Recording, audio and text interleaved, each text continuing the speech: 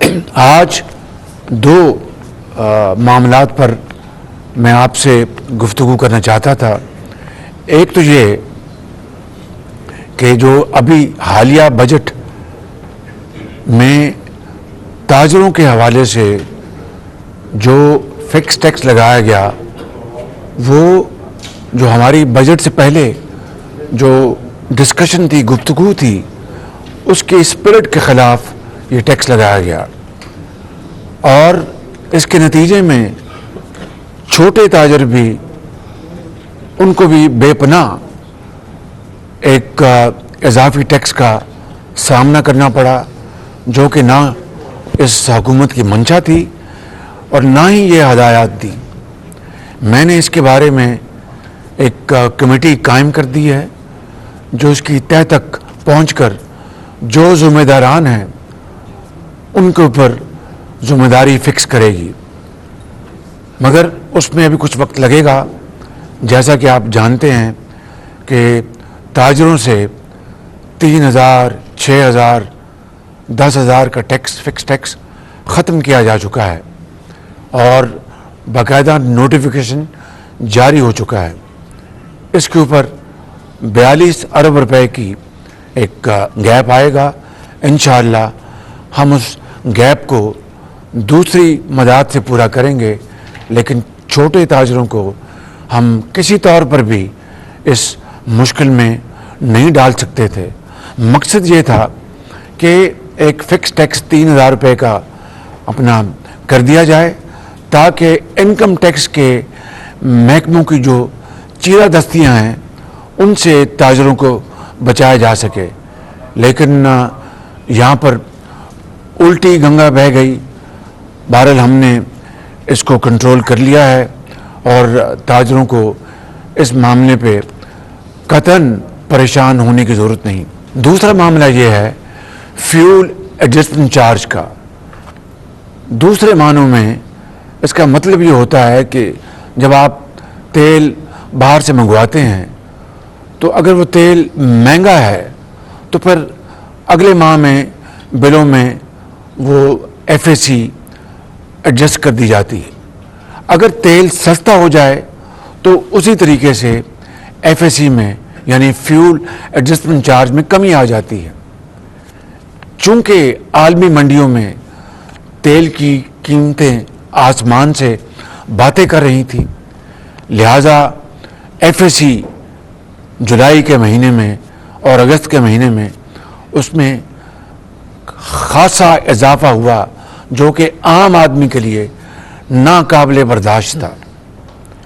یقیناً اس سے پاکستان کے جو صارفین ہیں، کروڑوں صارفین، ان کو تکلیف پہنچی اور ان کے اوپر بہت بوجھ پڑا. اس کو بھی میں نے فوری نوٹس لیا. قائد میاں نواز شریف کے حکم پر اور کولیشن کے ہمارے جو ساتھی ہیں ان سب کی خواہش پر ہم نے اس کو ریویو کیا اور آج میں یہاں پر اعلان کر رہا ہوں. کل بھی اس کے اوپر ورکنگ ہوتی رہی، پرسوں بھی. پچھلے 4-5 دن سے میں دن رات اپنے ساتھیوں کے ساتھ اس کے اوپر ہم ورکنگ کر رہے تھے اور میاں نواز شریف صاحب کی مجھے کلیئر ہدایت تھی کہ یہ کسی طور پر بھی قابل قبول نہیں.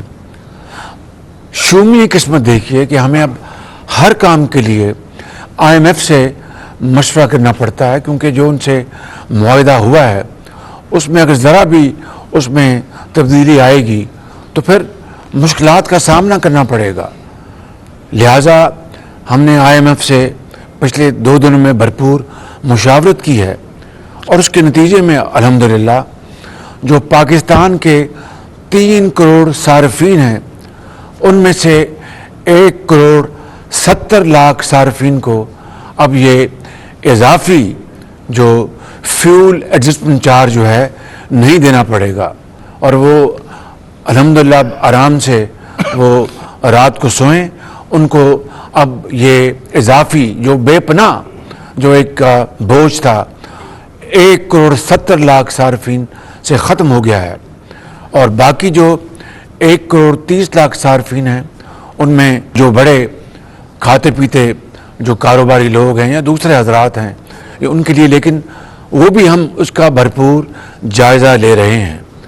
लिहाजा आज इस सहूलत के बाद इंशाअल्लाह 3 करोड़ में से 1 करोड़ 70 नहीं बल्कि 71 लाख 1 करोड़ 71 लाख सार्फिन को इंशाअल्लाह इसमें से वो निकल गए हैं। उनको कतन एक धेला भी अब फ्यूल एडजस्टमेंट चार्ज में अदा नहीं करना पड़ेगा।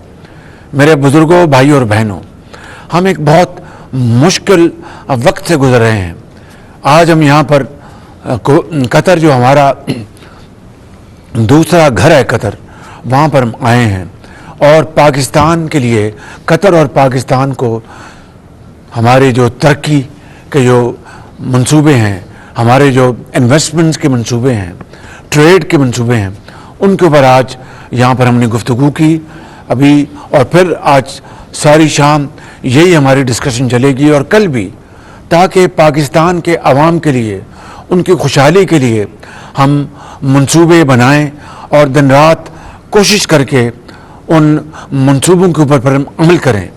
मैं आपको आज दुखी दिल के साथ कहता हूँ, और ये कोई पॉलिटिकल पॉइंट स्कोरिंग नहीं, जो भी मंसूबे आज जिनके ऊपर मैंने गुफ्तगू की है, पहला सवाल मुझसे ये होता था कि वज़ीर आज़म 2019 में हमने इस मंसूबे के बारे में हमने ये ऑफ़र दी थी, क्या बना? अब मैं क्या जवाब दूं? दूसरा मंसूबा वज़ीर आज़म, इसके ऊपर हमने ये प्रपोजल दी थी, तो उसका क्या बना? उसका मैं क्या जवाब दूं कि 4 महीने की ये हुकूमत 4 साल की ताख़ीर का जवाब किसको दे और किसके कांधे पर रखकर रोए? मगर रोने धोने से बात नहीं बनेगी। इस्तिकामत के साथ, हिम्मत के साथ और अल्लाह ताला को याद करके हमें आगे बढ़ना होगा। खलूसे नीयत के साथ दिन रात मेहनत करनी होगी, खून पसीना बहाना होगा। इंशाअल्लाह मेरा ये दिल गवाही देता है कि अल्लाह ताला पाकिस्तान के दिन फेर देगा और अच्छे वक्त आएंगे। इसमें देर है, इसमें अंधेर नहीं, और इंशाअल्लाह अल्लाह ताला किसी की मेहनत को रायगा नहीं जाने देता। बस मैंने आज अपने वतन के मुहिब वतन आवाम और बुज़ुर्गों और भाइयों और बहनों से यही हुई थी, आप इत्मीनान रखें, मैं और मेरी हुकूमत के तमाम साथी और तमाम ज़ोमा हम इंशाअल्लाह दिन रात एक करेंगे और पाकिस्तान की तकदीर बदलेंगे। माजी में रोने धोने से कोई फ़ायदा नहीं।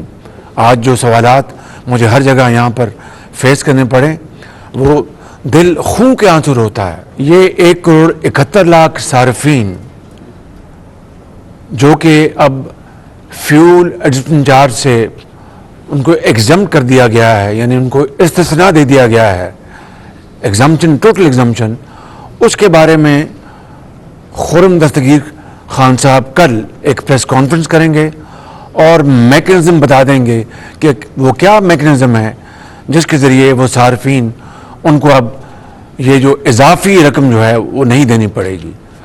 इसके साथ साथ मैं ये भी कहना चाहता हूँ कि जो ट्यूबवेल के सार्फिन हैं, जो ज़रूरी ट्यूबवेल चलाते हैं, उनको भी ये फ्यूल एडजस्टमेंट चार्ज से मुकम्मल एग्जम्पशन है। 3 लाख ट्यूबवेल्स हैं, उनको भी मुकम्मल एग्जम्पशन है, उनको भी FAC की मद में कोई रकम नहीं देनी पड़ेगी। इंशाअल्लाह मुझे उम्मीद है कि इन इक़दामात से अवाम में तसल्ली आएगी, उनको सुकून हासिल होगा, उनको एहसास होगा कि उनकी हुकूमत पूरी तरह तनदही से उनके हालात बेहतर करने के लिए काविशें कर रही है।